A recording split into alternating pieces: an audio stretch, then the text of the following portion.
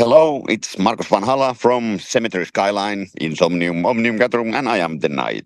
And you are listening to Brutally Delicious podcast. Keep it going. The Brutally Delicious Podcast. The Brutally Delicious Podcast. The Brutally Delicious Podcast. The Brutally Delicious Podcast. I'm I'm enjoying a day off from the tour in beautiful Innsbruck, Austria. Oh, really? Yeah, Hey, do you have just video or walking. no? Sorry, You have any video or no? video. Yeah, you have video or no? It's yeah. Hey. Now I thought it's on already, but now it's on. So you have a day off, but you're working anyway. always, always something like a. So Today the it's last been time, like hiking in the mountains, and then I've been having like many interviews today at the same time because it's a day off. nice. So the last time I talked to you, we were sitting on the boat talking about I Am the Night. Oh yeah, I remember this. How in the hell do you stay so busy and so with all of this shit? Just by doing it, don't think too much and do more. Like and do what you love. And maybe I know too much good people Yeah. I that mean, don't but it's wanna. not just you, right? It's Mikhail as well, because he's involved in like 400 projects too. Michael, Yeah. yeah, this kind of came by accident. This band together because I wasn't even the one forming this, but actually 2020, 7,000 tons of metal. One drummer came to me and in the bar, of course, like all the bands are formed in the bar, and said like, we have to form a Gothic metal band. And I was Yeah. like, I used to be a huge Gothic metal head back in the 90s. I loved all these bands like Tybo Negative, Right. Fields of the Nephilim, Sisters of Mercy, Mission, Killing Joke, and so on. And then just had a thought like, there's not that much that kind of music anymore written. So I got I took the challenge.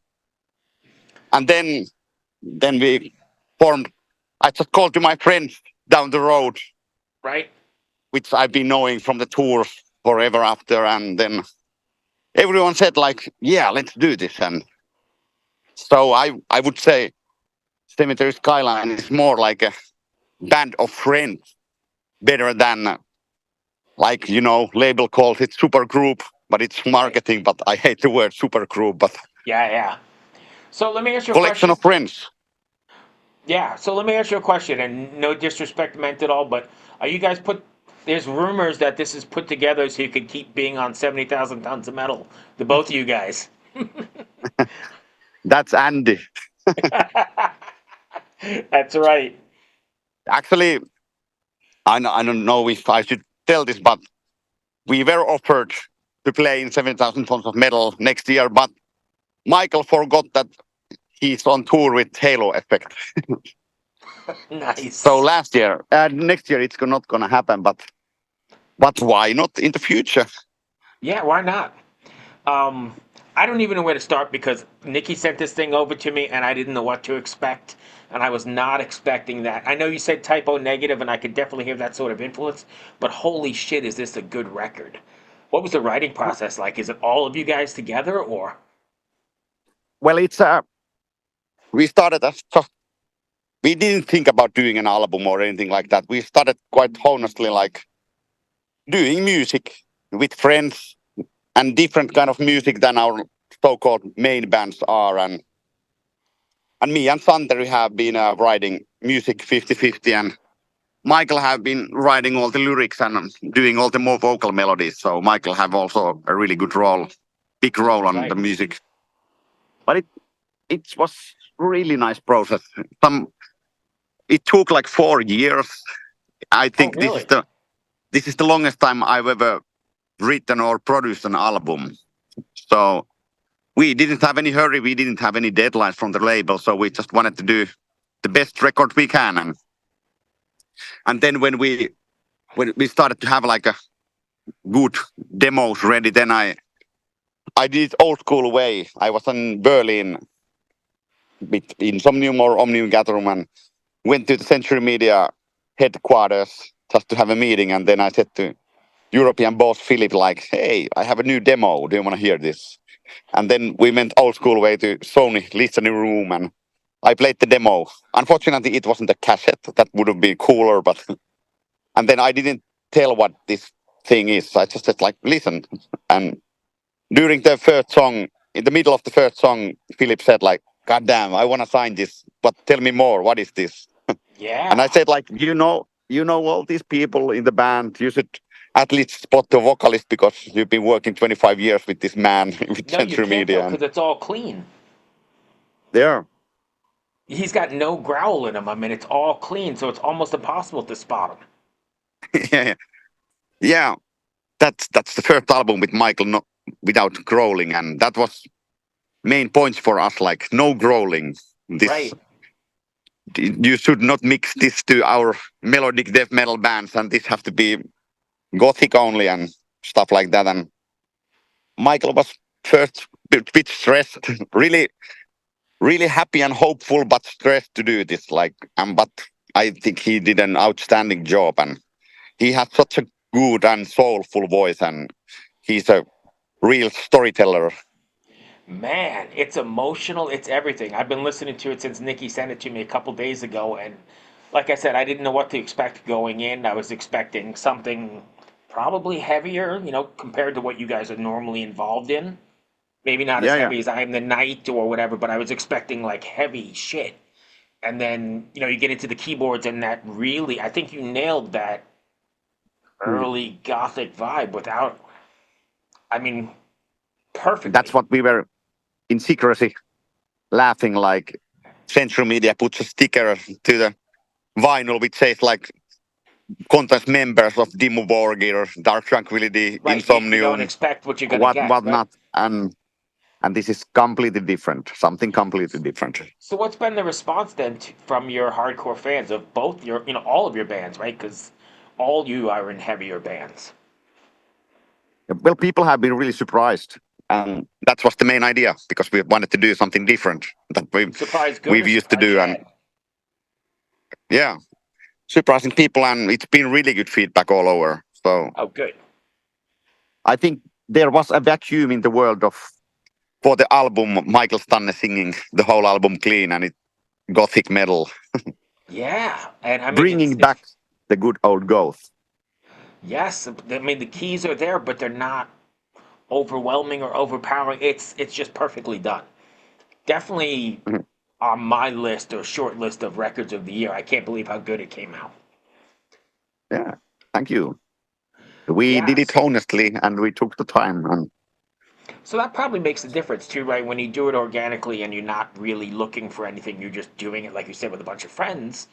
I think it shows in, nothing's forced. It's just music that you like to yeah, create. Does that make sense? it's not forced. Nobody knew. We didn't knew how should Cemetery Skyline sound. So the world was open for us. We could Right.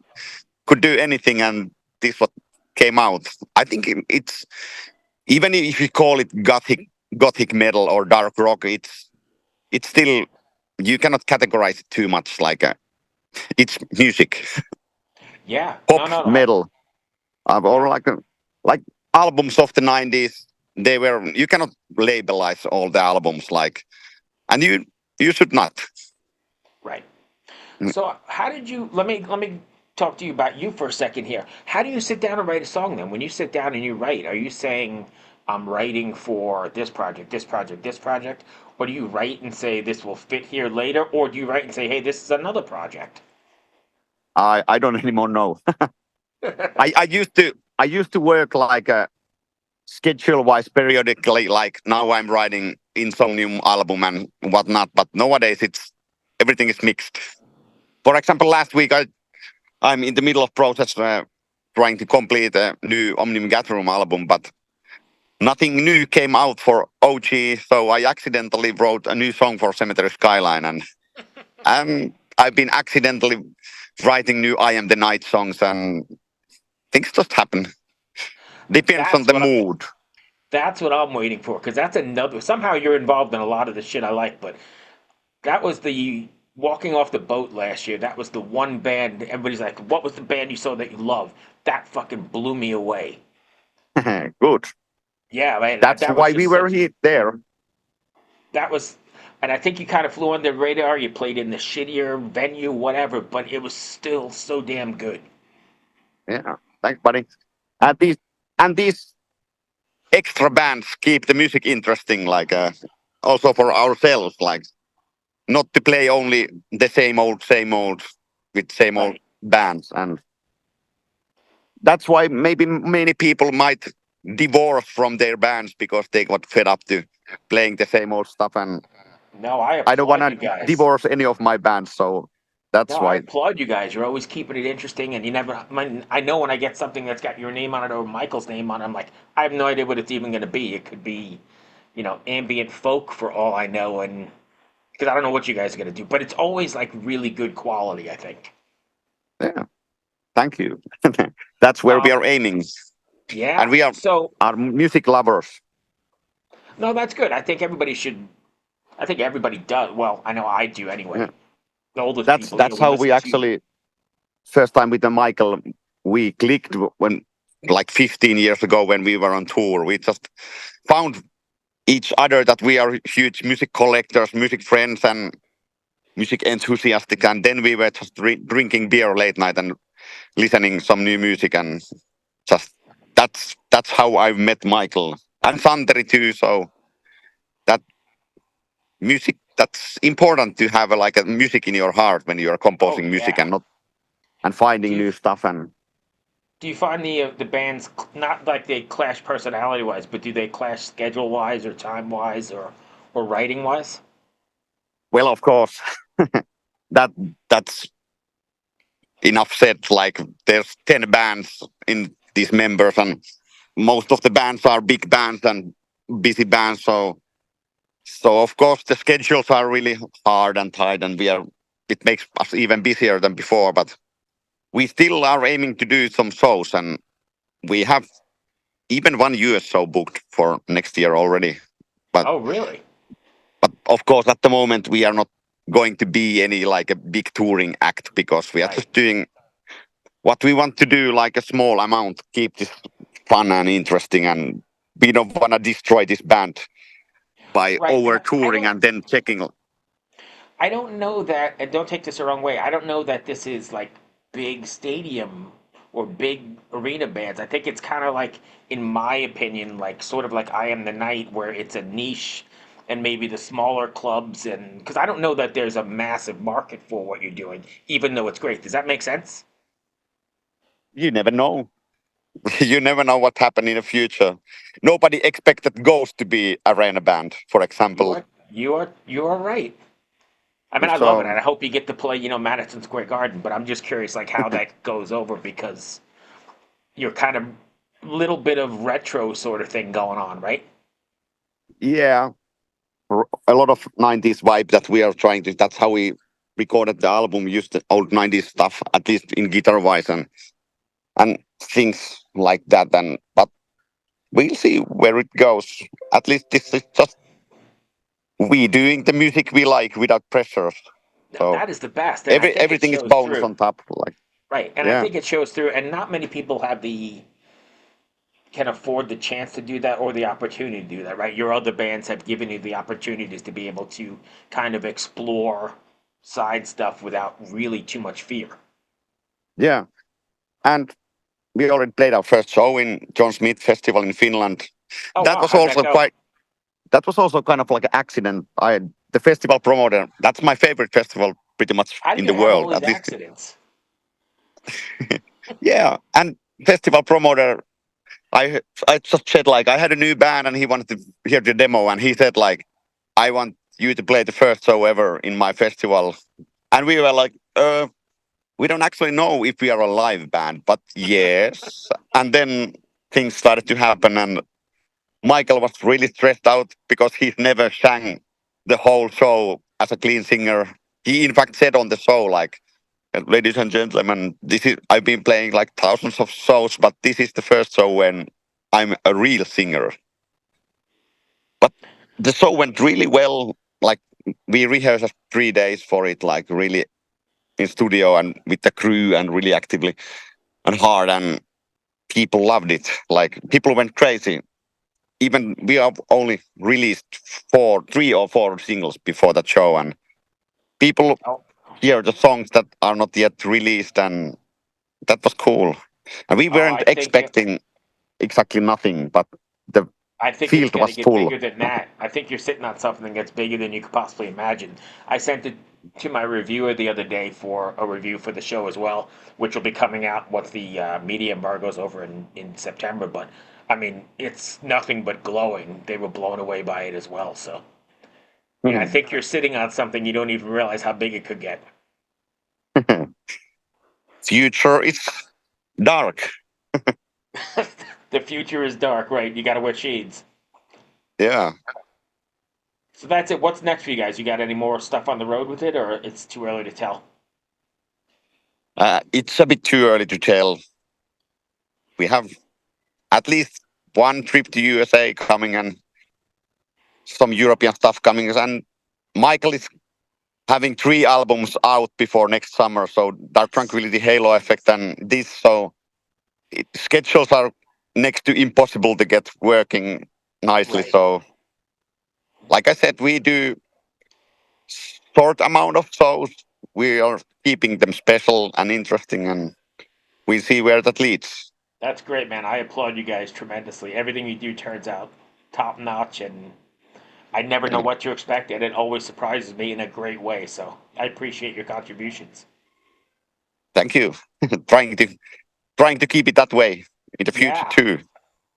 Um, Like I think I promised to some German media like last weekend on interview that I don't form new bands for next 2 years.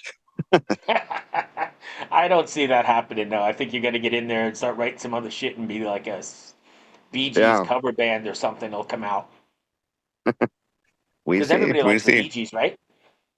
I love them. Yeah, hell yeah. Who knows? Maybe 70s disco next. if you use that, I get credit for it though. Yeah, of course, you will be the manager. Right. So I know you can't tell me, but hopefully I'll see you again on this year's boat. I know they have a long list of bands to announce, and I haven't seen you guys on there yet. Have you? Are any of your bands on yet? I know, Yeah, I'm sure we're gonna not see being you on there booked somewhere. booked for now. Mhm, You'll probably be mhm. there somehow, but I appreciate you taking the time, Marcus. Thank you. My pleasure as always. Yeah, always a pleasure, and I'm sure I'll catch you down the road somewhere. Oh, Marcus, good. yeah, it's Marcus, coming. good luck. Good luck with everything. I appreciate your time as always. Yeah, thanks, buddy. Till Peace, next buddy. time. Yep. Bye. Cheers. Bye.